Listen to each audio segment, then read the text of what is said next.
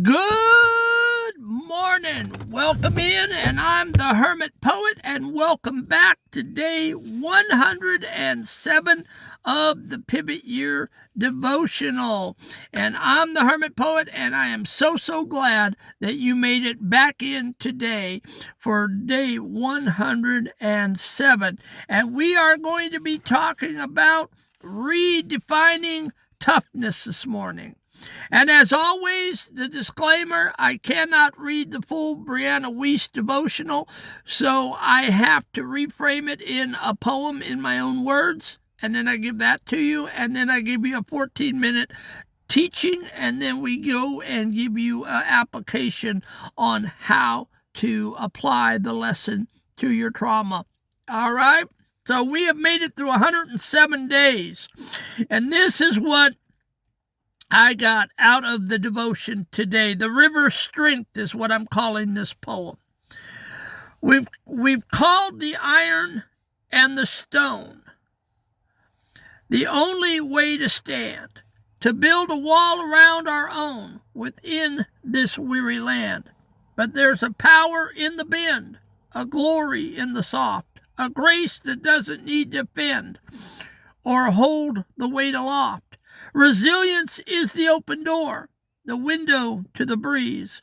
It's letting go of every war to find the inner ease. You do not have to strike the blow or let the anger fly. Just watch the heavy feelings go like clouds across the sky. To feel the heat but stay the hand, to let the spirits through, is more than any man can plan. The strength of the renewed for true resilience is the art of being like the tide, to let the world move through the heart with nothing left to hide. And that is what I got out of the devotion today, and turned that into a poem. So the teaching today, the redefining of the toughness. We've been raised to believe that resilience means being a brick wall. Nothing gets through, nothing removes us, and we never crack. We think toughness is the only tool in the box. Okay? And that was the Hermit Poet. I put on a facade of happiness, and I put on a facade of laughter growing up, and everything was funny. I was the class clown. Nothing was going to affect the Hermit Poet. Real resilience isn't always a clenched fist. Sometimes it's an open hand. To a 12-year-old, this is learning not to explode when you're teased.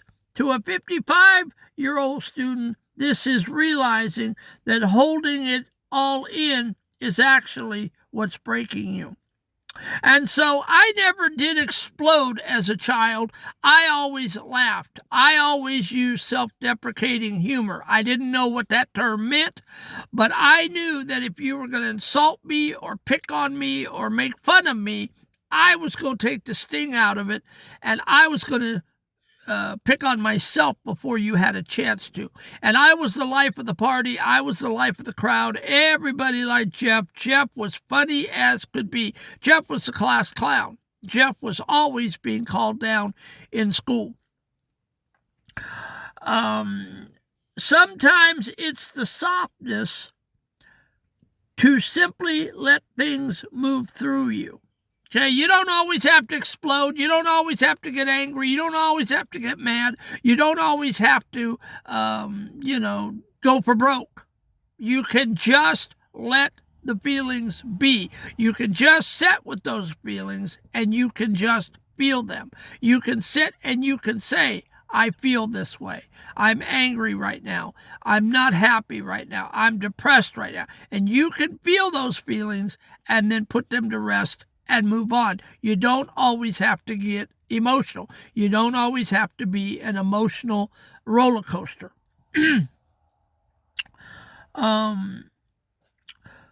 Talk about the difference between a stone and a river. A stone gets chipped away by the current until it's gone. The river just keeps moving. When someone cuts you off in traffic or a boss barks an order, you don't have to be that angry. You can feel the heat of it, acknowledge it, and let it move out the back door of your mind. Okay? Every time you blow up, every time you have a fit, every time you say something negative, it just tears you up inside. It tears your day up, and it makes you just an angry ball of feelings, and it ruins your day.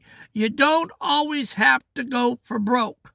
You can feel them and let them ease out the back door, and you can save your sanity, and you can save your day. Okay?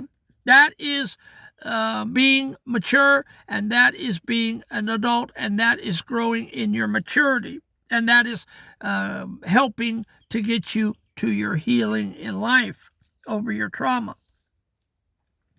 The non-action authority, willingness to not act on emotions you would not want more fully expressed.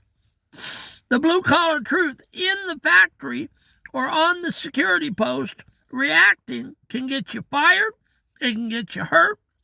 Strength is in the gap between feeling the urge to yell and choosing to stay silent.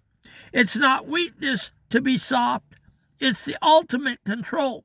You are refusing to let an outside emotion dictate your internal peace. And that, not to pick on different religions, call different religions out, but Buddhism, Hinduism, I know just a tad bit, but that, I believe, is the goal of Buddhism and Hinduism, is the quietness in your life, the steadiness of your life, the silence, the mindfulness is what they call it. And that is strength, that is power.